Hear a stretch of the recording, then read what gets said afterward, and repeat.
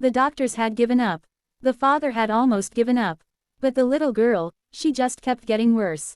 And it all changed the night a tired nanny bent down, lifted the edge of a pink blanket, and looked under a bed no one thought to check. Richard Hale had everything: business empires, luxury cars, a mansion perched on a hill overlooking the entire city. But none of it mattered when he looked at his 8-year-old daughter, Emily, lying pale and exhausted under layers of blankets.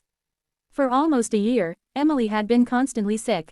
Fevers without reason, nightmares that left her screaming, sudden weight loss, strange rashes, and every time, doctors would run their tests only to shrug helplessly afterward. Maybe it's stress, one specialist said. Maybe it's neurological, another guessed. Richard spent millions on treatments, vitamins, private nurses, and therapists. Nothing helped. By the time the 10th nanny quit, claiming the house felt wrong, Richard was desperate. That's when Claire Anderson walked in, calm, warm-hearted, and far more courageous than she looked. "I'm not afraid of challenges," Claire said during the interview. "Just let me try." Richard, exhausted and beaten down, nodded. "Please, my daughter needs someone who won't run." Claire started that same evening. From the first night, Claire noticed something unusual. Emily wasn't just sick, she looked terrified. Every time the sun set, Emily's small hands trembled. Her eyes flicked toward the dark corners of her room.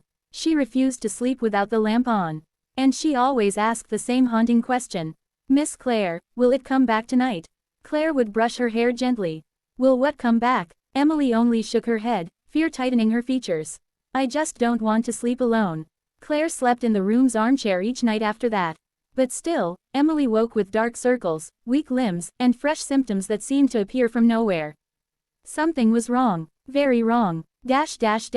One night, after Emily finally fell asleep, Claire saw something she couldn't explain, a shadow moving under the bed, followed by a faint scraping sound.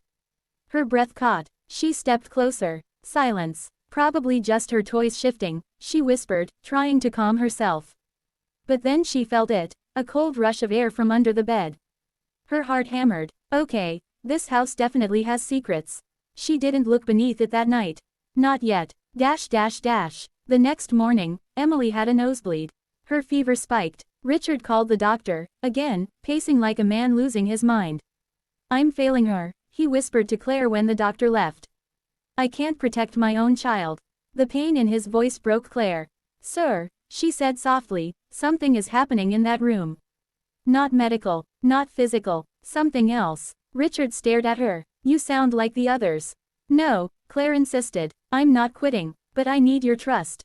And for the first time in his life, Richard Hale, a man who controlled entire markets, felt utterly powerless. So he did the only thing he could.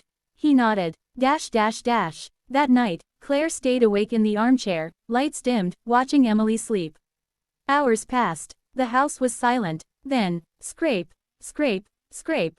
The same sound. Claire felt a chill run down her spine, but this time she grabbed her phone flashlight and dropped to her knees beside the bed. She lifted the blanket, and pointed the light underneath. What she saw made her gasp so loudly she woke Emily. Curling beneath the bed, trembling and skinny, was a teenage boy, eyes red, clothes torn, and body covered in bruises. He looked barely alive. Emily screamed. Claire stumbled backward. Richard burst into the room moments later.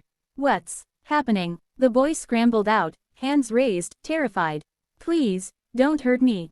I'm sorry." Emily clung to Claire in tears. Richard stared at the boy. "Who are you?" The trembling boy, no older than 13, swallowed hard. "My name is Noah."